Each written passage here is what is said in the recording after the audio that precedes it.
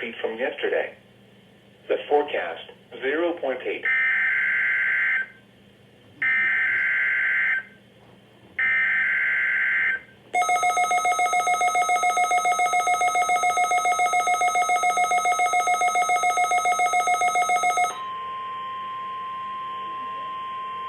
This is a test of the NOAA Weather Radio Alert System. During hazardous weather and emergency situations, the alert tones which were just broadcast will automatically activate special receivers to alert you of impending hazards. This test is normally conducted weekly around 11 a.m. If hazardous weather is imminent or occurring, the test may be canceled. To provide the most consistent warning service possible, the alert tones will only be activated for the following counties in the KXI-70 listening area in Illinois, Jersey, Calhoun, Greene, Macoupin, Madison.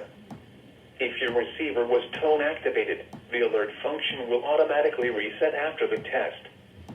This concludes our test for this week, and we will now resume normal programming.